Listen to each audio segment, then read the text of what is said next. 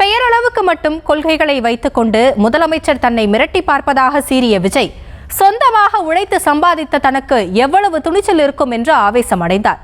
அரியலூரில் power cut, திருச்சியில் wire cut என்று தனது பிரச்சாரத்திற்கு பல இடையூறுகளை ஏற்படுத்துபவர்கள் பிரதமர் மற்றும் உள்துறை அமைச்சருக்கு கண்டிஷன் போட முடியுமா என்று பொங்கி எழுந்ததுடன் வீக்கெண்ட் பிரச்சாரத்திற்கான காரணத்தையும் போட்டுடைத்தார்.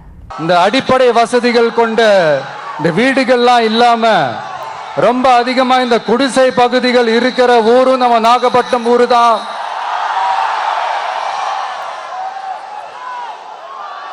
இந்த முன்னேற்றத்திற்கெல்லாம் எங்கள் ஆட்சி தான் சாட்சி. அப்படி இப்படின்ட்டு இந்த அடுக்குமொழியில பேசி பேசி அது நம்ம கேட்டு கேட்டு காதுல இருந்து ரத்தம் வந்ததான் மிச்சம். இவங்க ஆண்டது பத்தாதா? இப்படி தவிக்கிறாங்களே நம்ம மக்கள், அது பத்தாதா? இந்த இலங்கை கடற்படையால நம்ம மீனவர்கள் தாக்கப்படுறதையும் அதுக்கான காரணத்தை பத்தியும் அதுக்கான தீர்வை பத்தியும் நான் மதுரை மாநாட்டிலே நான் பேசியிருந்தேன்.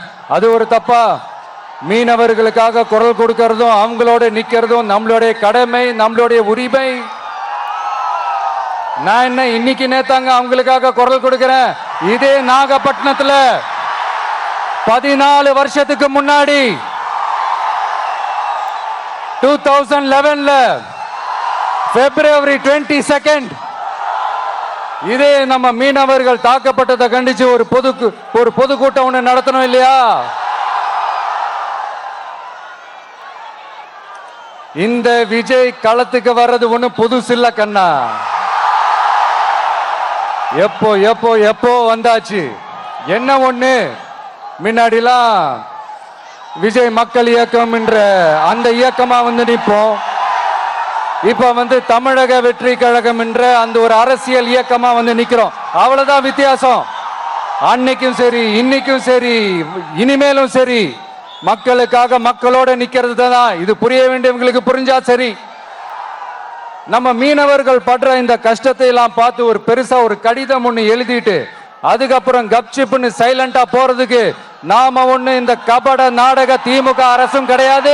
மத்த மீனவர்கள்னா இந்திய மீனவர்கள், நம்ம மீனவர்கள்னா தமிழக மீனவர்கள். இப்படி பிரிச்சு பார்த்து பேசுறதுக்கு நாம ஒண்ணு பாசிச பாஜக அரசும் கிடையாது. நிரந்தரமான தீர்வு, நிரந்தரமான ஒரு இந்த ப்ராப்ளத்தை சால்வ் பண்றதுதான் நம்மளுடைய ஒரு முக்கியமான ஒரு அஜெண்டாவே.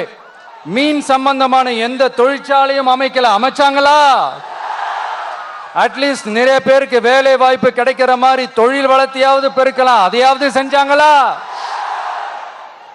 ஆனா ஒவ்வொரு டைமும் வெளிநாட்டுக்கு டூர் போயிட்டு வர்றப்பெல்லாம் அத்தனை கோடி முதலீடு, இத்தனை கோடி முதலீடு சிஎம் அவர்கள் சிரிச்சுக்கிட்டே சொல்லுவாரு.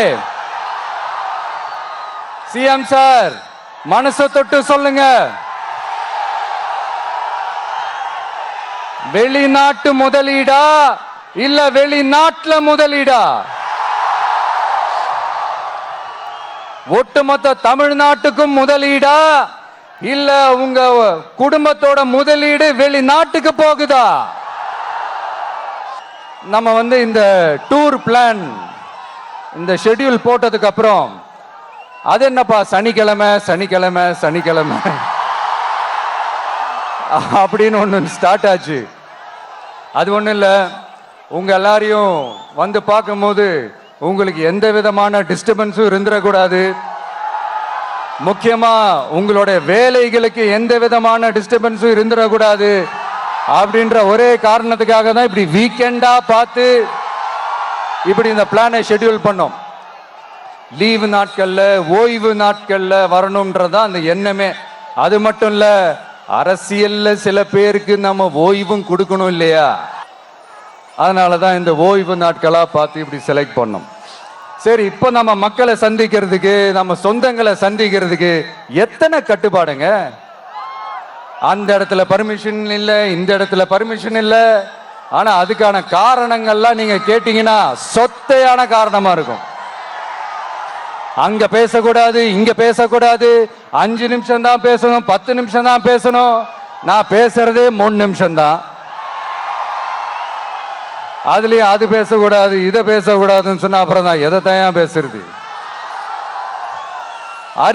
அரியலூர்ல போனப்போ நான் கரெக்டா அந்த ஊருக்கு போறதுக்கு முன்னாடி அந்த ஏரியாலேயே அந்த பவர் கட்டு.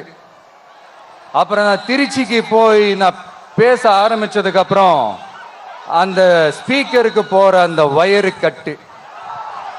இல்ல நான் தெரியாம தான் கேட்கிறேன் சிஎம் சார்.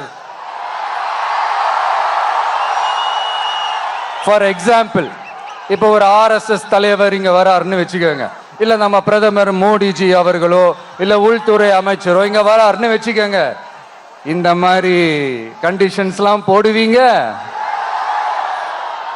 இந்த மாதிரி பவர் கட் பண்ணுவீங்க, இந்த மாதிரி வயர் கட் பண்ணுவீங்க. கொஞ்சம் கட் பண்ணி தான் பாருங்களேன். முடியாதுல, பேஸ்மெண்ட் அதிரும்ல. நீங்க தான் மறைமுக உறவுக்காரர்களாச்சே. இதாவது பரவாயில்லைங்க.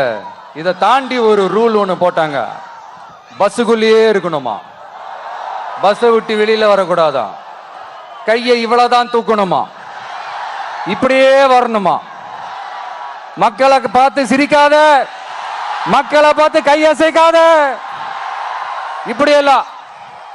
ஐயோ ஐயோ ஐயோ, நானும் என்னவோ ஏதோ நினைச்சேங்க. செம்ம காமெடியா இருக்குங்க. I'm just enjoying like anything. நேரடியாவே கேட்கிறேன் சிஎம் சார், மிரட்டி பாக்குறீங்களா?